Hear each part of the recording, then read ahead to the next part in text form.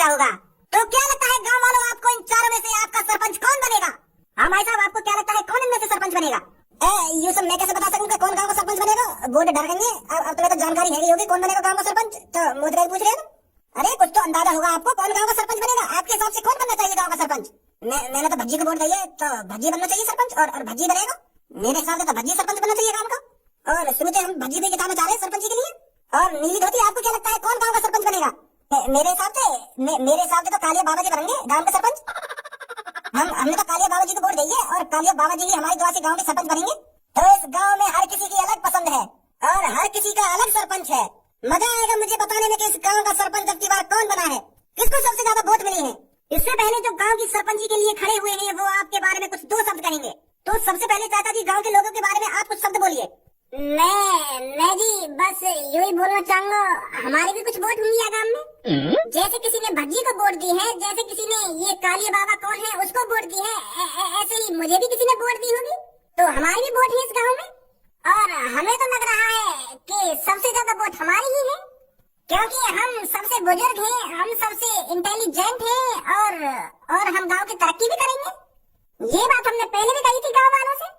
तो मेरे हिसाब से तो गांव का सरपंच मैं ही हूँ। और छपरी जी आप कुछ कहना चाहेंगे? कहने को तो कुछ भी कह दो आप। जब मैं गांव की सरपंची के लिए खड़ा हुआ हूँ तो मैं भी कुछ सोच समझ के खड़ा हुआ हूँ। जब मेरे गांव के अपने लोगों ने कहा है मेरे से गांव की सरपंची पे खड़े हो जाओ छपरी जी, तो इसलिए तो मैं खड़ा हुआ हूँ। तो इस गाँव में मेरी भी वोट है, तो मेरे भी कुछ लोग हैं इस गांव में, तो मेरे को भी किसी ने वोट दी है, तो ऐसे तो मैं भी गांव का सरपंच बन सकता हूँ, मैं बनूंगा गांव का सरपंच और गांव की तरक्की करनी है मेरे को। बहुत बढ़िया छपरी जी, बहुत बढ़िया। और आप कुछ कहना चाहेंगे कालिया जी?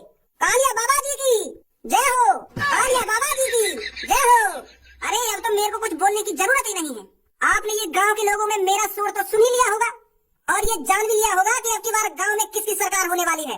अरे ये कालिया के जयकारे बता रहे हैं कि अब की बार गांव का सरपंच कौन बनेगा। अरे ये जयकारों की गूंज सुनकर मेरे को तो जीत की खुशबू भी आने लगी है और मेरे को लगने भी लगा है कि अब की बार सरकार तो सिर्फ कालिया की आएगी गाँव में। कालिया ही गाँव का सरपंच बनेगा और गांव के लोगों की झोपड़ियों को बिल्डिंगों में बदल देगा, बिल्डिंगों में।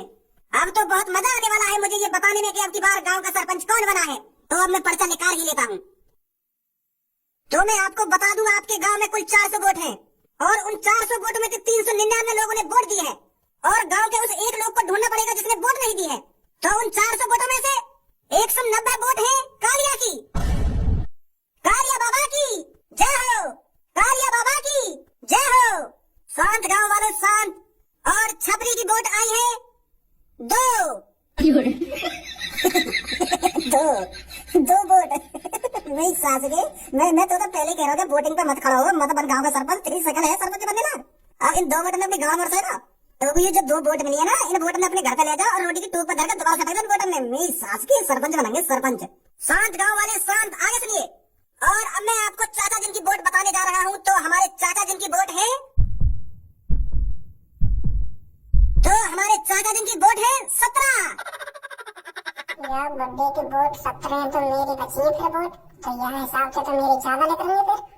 तो यहाँ को मतलब मैं ही बनूंगा गांव का सरपंच। तो लास्ट जो वोट बची है वो भज्जी की है और भज्जी की वोट है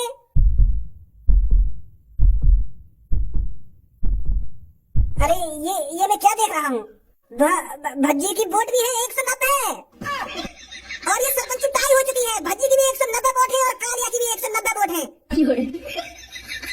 तो अभी गांव का सरपंच कोई नहीं बना है और गांव का सरपंच तभी डिसाइड होगा जब वो